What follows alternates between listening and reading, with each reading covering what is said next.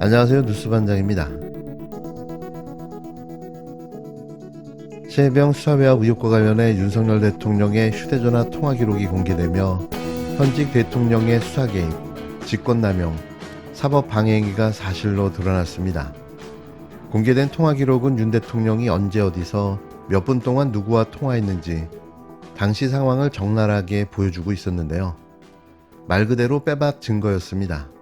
이건 어떠한 수단과 방법을 동원해서도 숨길 수 없는 완벽한 진실이었는데요. 대통령 탄핵 사유가 확인되는 순간이었습니다. 그런데 이런 통화 기록이 공개됐지만 아무런 대응을 하지 않고 침묵으로 일관하며 시간을 끌어오던 대통령실이 마침내 긴 침묵을 깨고 입장을 내놨습니다. 최상병 사망사고 이후 윤 대통령이 2차례 지시를 내렸다고 인정한 건데요. 도무지 빠져나갈 구멍조차 보이지 않자 정면 돌파를 선택한 거죠. 이들의 논리는 이렇습니다. 통화는 했지만 불법이 아니다. 통화는 했지만 최상병을 언급하지 않았다라는 건데요. 이는 흡사 술을 마시고 운전을 했지만 음주운전은 아니다. 때리기는 했지만 폭행은 아니다라는 기적의 논리인 겁니다. 대통령이 해병대 수사단 수사 결과에 대해 조목조목 지적하면서 특히 해병대 수사단이 혐의자를 많이 만들었다고 했고 야단도 쳤다는 게 대통령실의 설명인데요. 하지만 대통령실은 법을 어긴 건 없다는 황당한 주장을 덧붙였습니다. 또 국방부가 경찰로부터 사건 기록을 회수한 당일 휴가 중이던 대통령이 국방장관에게 3차례 전화를 걸었을 때는 최상병 사망 사건에 대한 언급은 없었다는 게 대통령실의 어이없는 입장인데요. 알아서 자백하고 알아서 법리 해석까지 해가며 범법, 불법 행위는 아니라고 항변하고 나선 겁니다. 대통령이 관여를 2번씩이나 했지만 수사 개입이 아니며 직권남용도 아닐 뿐만 아니라 사법방해 행위 또한 아니라는 거죠. 전화를 건 순간부터 수사 개입이고 수사 결과에 대해 조목조목 지적하며 혐의자를 많이 만들었다고 야단친 것 자체가 직권남용이자 사법방해 행위인데요. 이게 어떻게 법을 어긴 게 아니라고 주장하는 걸까요? 대통령이 전화할 때 특이한 것은 이종석 국방부 장관이 우즈베키스탄에 출장 가 있었다는 겁니다. 출장 가 있었는데 우즈베키스탄까지 연락해서 전화했다는 겁니다.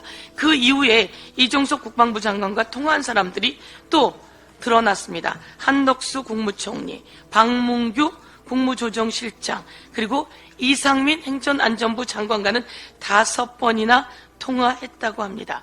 이 사람들 내용, 우선 대통령의 핸드폰, 그리고 이종석 국방부 장관의 핸드폰, 그리고 한덕수 국무총리 핸드폰, 박문규 국무조정실장 핸드폰, 이상민 장관 핸드폰 모두 압수수색하고 이 통화 기록 모두 밝혀내야 합니다. 공수처에게 요구합니다. 모두 압수수색하고 모두 통화 내역 그리고 통화 그 내용까지 모두 압수수색하십시오. 그런데 이 통화 내역은 대통령과 이종석 국방부 장관의 통화 내역은 군사법원에서 변호사가 요구해서 나온 내용입니다. 그러면 이 내용을 공수처는 확보하지 않았을까요? 군사법원에서 나왔는데 공수처는 어떤 일을 했는지 공수처 또한 이와 관련해서 이야기해야 할 것입니다. 대통령의 사법 방해가 드러났습니다.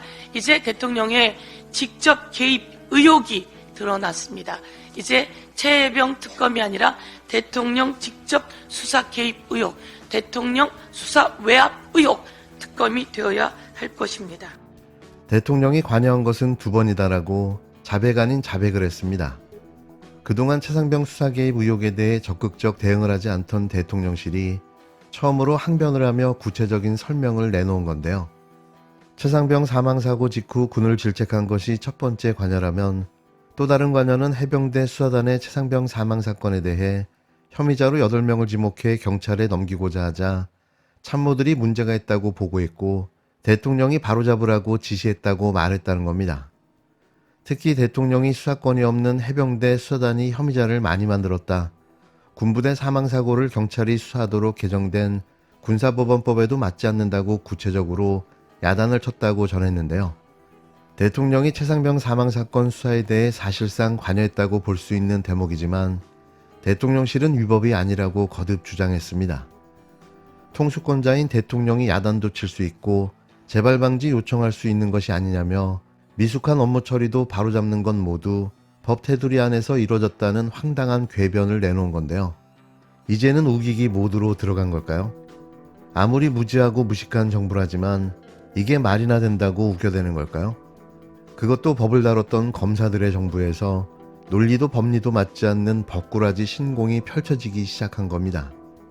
국방부 장관이 자기 권한 내에서 사건 기록을 회수하거나 내용 수정도 요청할 수 있다며 국방부 장관이 위법을 저지른 게 없다며 지시자인 대통령에게도 위법이 없다는 논리를 들고 나왔는데요. 지난해 8월 2일 윤 대통령과 이 전 장관과의 통화에서 최상병 사건이 논의됐을 거라는 의심은 억측이라고 일축했습니다. 통화 이후 박정훈 전 대령은 직무배제됐고 경찰에 넘겨진 사건 기록은 회수됐지만 그날 통화에서 최상병 이야기는 없었다고 시종일관 우겨댔는데요. 그렇다면 이후 벌어진 상황들을 어떻게 설명할 수 있을까요? 참 대단합니다. 그러면서 그날 무슨 대화를 했는지 알려줄 수는 없다고 밝혔는데요.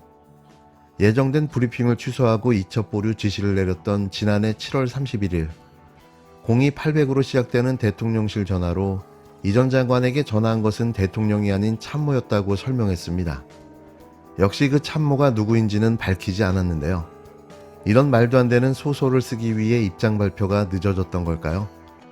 이 말을 고지곳대로 믿어줄 대한민국 국민이 과연 있을까요? 얼마나 국민을 우습게 보면 이런 시나리오를 읊어댈 수 있을까요? 그래도 하는 짓을 보면 탄핵당하기는 싫은 모양입니다. 여보세요? 네, 선생님 안녕하세요. 아, 저 윤석열 당선인 옛날 지통번호를 저하고 통화를 한 적이 있어갖고 제가 축하 전화 한번 드렸어요. 아, 네. 예, 저는 어떻게 되십니까? 김건희라고 합니다, 선생님. 아, 비서관이세요? 아니요, 저 김건희예요. 아이고, 여사님, 반갑습니다. 예, 선생님. 예, 아이고, 고생 많이 저 했어요. 당선인, 아니, 이제 대통령님이신데, 네. 직접 초청을 해주셨더라고요, 당선인께서. 이 통화가 이루어진 기지국의 주소가 나오지 않습니까? 예. 일반적으로 뭐 관심 없을 주소인데 저희가 확인을 해봤어요. 위치가 어딘지. 예전에 지금의 대통령 관저가 예전에는 외교부 장관 공간이었습니다. 그래서 구글 지도 같은 걸 보면 외교부 장관 공간이 저렇게 표시가 됐었거든요. 지금은 안 나와요. 지금은 안 나오는데 외교부 장관 공간이 지금 대통령 관저가 됐거든요. 저 아래 동그라미 표시된 위치 있잖아요. 저 기지국에서 잡힌 거예요. 그러니까 관저에서 통한 것이다. 위치는 대통령 관저에서 대통령의 개인 휴대폰으로, 이 개인 휴대폰은 대통령 되기 전부터 썼던 번호라 기자들이 알아본 거죠. 대통령 개인 휴대폰으로 이종섭 당시 국방장관에게 전화를 했다는 거예요. 3번 연속으로.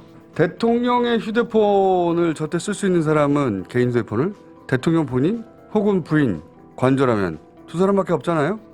근데 제가 참 이상하다고 생각하는 대목은 대통령에게는 그리고 국방장관에게는 비화폰이라고 도청이 안 되는 폰이 있거든요. 그 폰들은 이렇게 통화 기록이 안 남아요.